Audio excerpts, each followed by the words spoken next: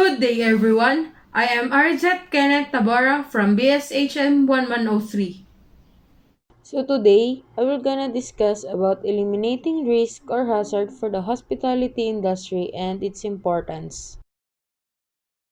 First of all, what is the difference of risk from hazard? Hazard is a potential source of risk, while risk is a situation involving exposure to danger.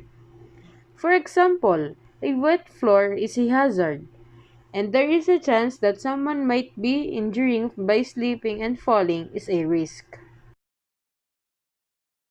Where did we get the risk or the hazard? It is found in dirty workplace where bacteria and viruses reside, and there is also the risk that we will inevitably causes the injuries to us. There are 6 categories of hazard: biological, chemical, physical, safety, ergonomic, and psychosocial, and I will discuss it to you one by one. Biological hazard or biohazard. They are biological substance that possesses a threat to living organisms' health, primarily to humans. They could include a sample microorganisms like bacteria and viruses that can obviously affect human health. They are far the most common threat to food safety.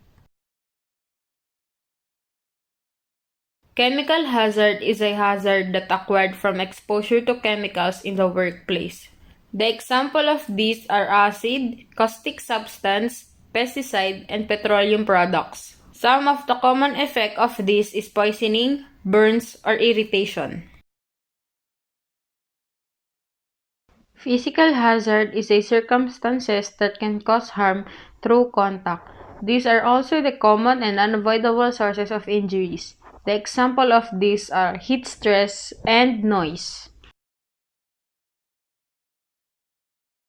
Safety hazard is an unsafe working condition in which you can get ill, injured, or even death. It is also considered the most common workplace risk. The example of these are the slip, slide, and strip. Ergonomic hazard are the environmental factors that can cause harm to our musculoskeletal system. The cause of these injuries is the strain placed on our body from ergonomic hazard that are not immediately visible, so this hazard is difficult to detect. The example of these are the frequent lifting, poor posture, and using too much force. Psychosocial hazard is the hazard related to the way work is managed. This hazard is also called the work stressor. The example of this hazard is the bullying, harassment, violence, and fatigue. The next one is the common risk and hazard that can be found in the hospitality industry. The first one is the slips, trips, and falls. The second one is hazardous chemicals. The third one is fire, and last is burn and scalds. Slips, trips, and falls are the causes of many deaths and injuries in the workplace. Slips are the product of too little friction or lack of traction between the shoes and the surface of the floor. A trip is the result of a foot strike or a collision with an obstacle that causes a loss of balance and typically a fall. Hazardous chemicals are compound mixtures and articles that, if not properly handled, can pose a serious risk to health and safety. These can cause adverse health effects such as poisoning, skin rashes, breathing problems, cancer, and other exposure-related health problems. Some dangerous chemicals are also known as dangerous goods. Drugs, flammable liquids, and gases are one of its examples. Fire is an occupational hazard that involves the presence of a flame. Some of the causes of fire is faulty electrical equipment and flammable materials.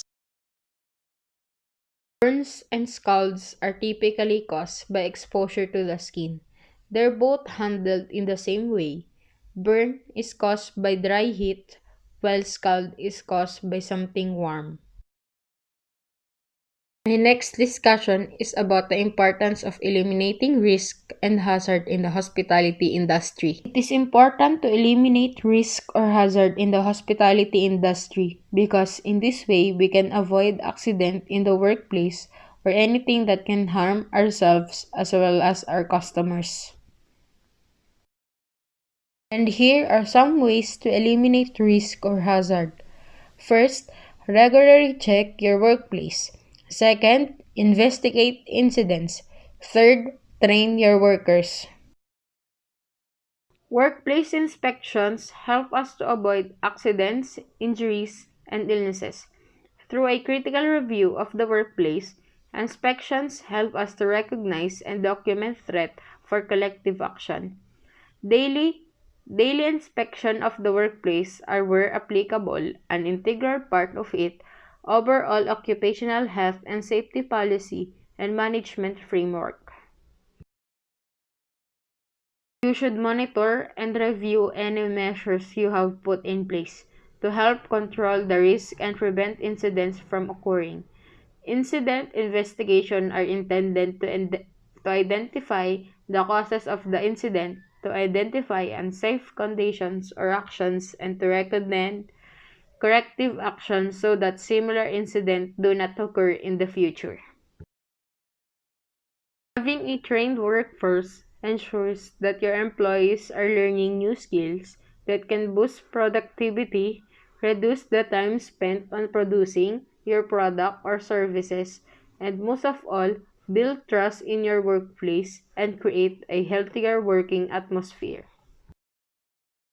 So that's it, guys. I hope you understand the difference between the risk and the hazard and the importance of eliminating risks and hazard for the hospitality industry. Once again, I am Arejett Kenneth Tabora from BSHM 1103.